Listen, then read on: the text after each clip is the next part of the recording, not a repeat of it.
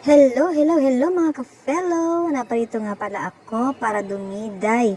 Siyempre, pipili na rin lang naman ako ng brand, edi Chanel na.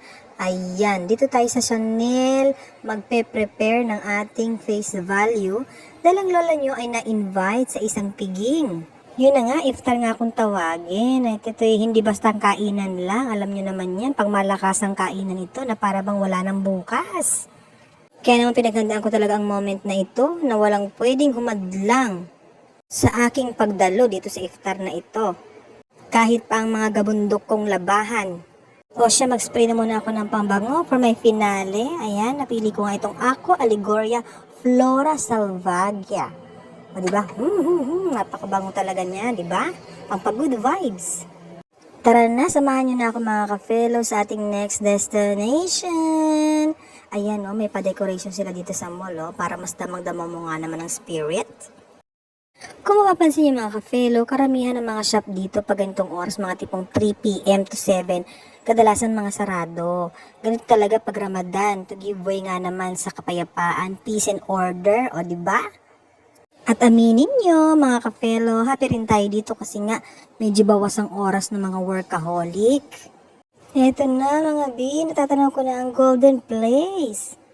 Mga B, niready ko talaga ang aking physical, mental, and emotional dito. Kaya kailangan may strategy. Kailangan humanap ako ng isang table na makakasama ko yung mga health conscious, di ba? Yung mga may iniindang sakit, na tipong isa-dalawang kagat pa lang, ipinag-uusapan ng calories na na-intake nila. At nang sa ganun mga B, ma-maximize natin ang resources. At ayan nga, syempre sa simula, dapat makiblend muna tayo. O, paisa-isang kagat muna, para demure muna, diba? Hindi halata na may pakay ang lola. At dumating na nga ang napakadyaling si Kuya Ryan. At laugh trip siyang ipaalam sa amin na siya daw ang sugo ng table namin, o diba? Tuwang-tuwa talaga sa termino eh. At yan na nga, inisa-isa nang ibigay ni Kuya Ryan ang aming starter sa aming table. Yan, may panachos with avocado on the middle aisle.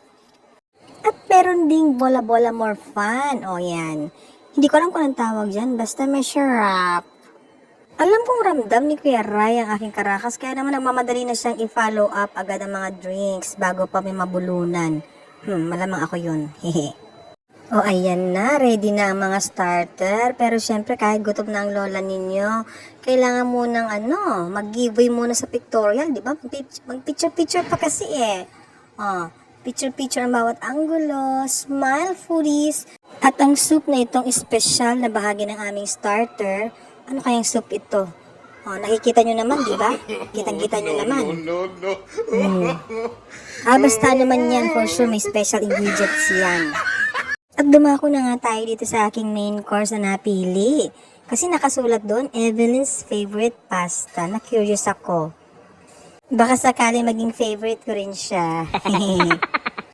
And eto na, arriving ang magpapakilig na aking blood vessels. Charot! Ewan ko ba? Iba kasi talaga ang hatid na kasiyahan sa akin ng gantong klaseng foodang. Sabi nga, enjoy life to the fullest. Kaya naman ang lola nyo, lathang now, gamot later, o diba? Sugar pa more. Good luck.